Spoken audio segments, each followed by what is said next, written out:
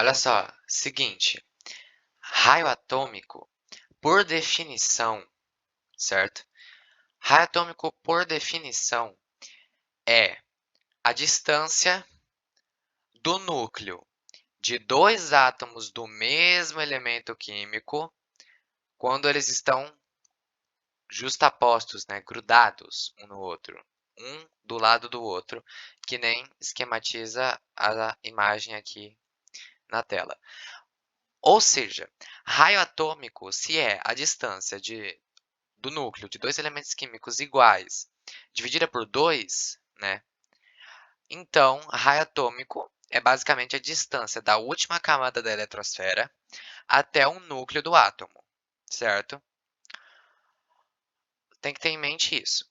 Se o raio atômico é referente, né? Ou seja, raio atômico significa a distância entre a última camada da eletrosfera e o núcleo do átomo, então a gente tem que lembrar uma coisa. Na tabela periódica, né? Deixa eu pegar aqui, pode ser essa aqui. Os períodos, ou seja, as linhas horizontais, né? Elas indicam também a quantidade de camadas daquele átomo. Portanto, se está na camada, se a camada de valência é a camada 1, então vai estar no período 1.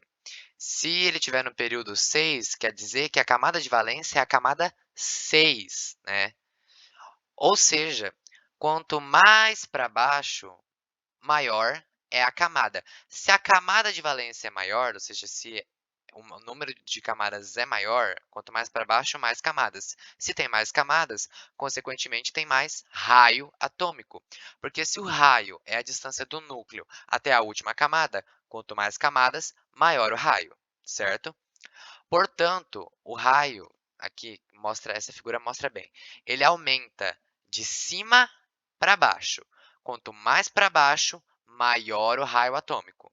Por quê? Porque tem mais camadas. Quanto mais camadas, maior a distância entre a última camada e o núcleo, consequentemente, maior o raio. Agora, por que que ele aumenta da direita para a esquerda e de cima para baixo?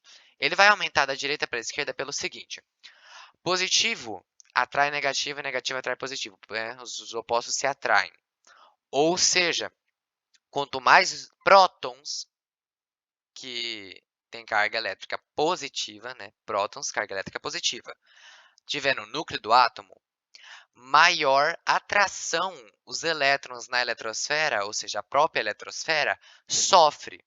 Consequentemente, menor a eletrosfera, porque ela está sendo mais atraída, porque tem mais prótons, mais carga elétrica positiva no centro, no núcleo do átomo.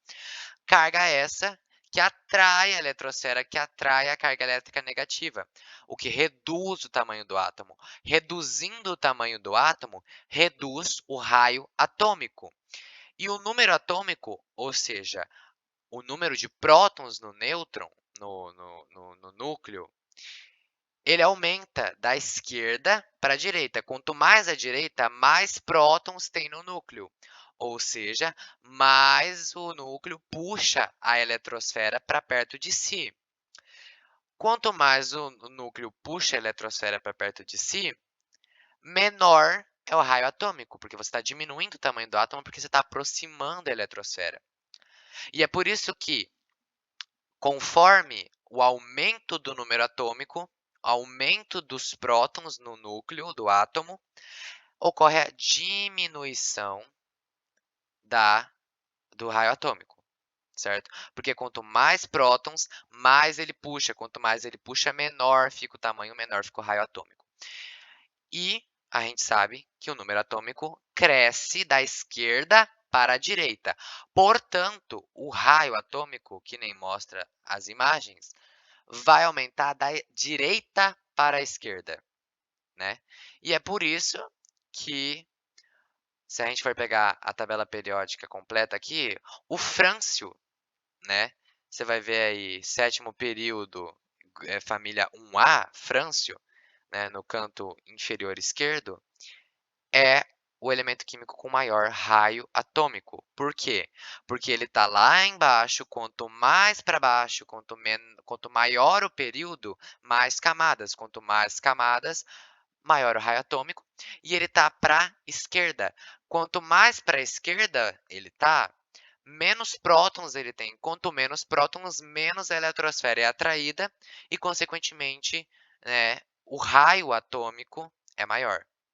E é por isso que o raio atômico, que é a distância entre a última camada e o núcleo, né, ele aumenta da direita para a esquerda e de cima para baixo. Beleza? Acho que deu para entender, né?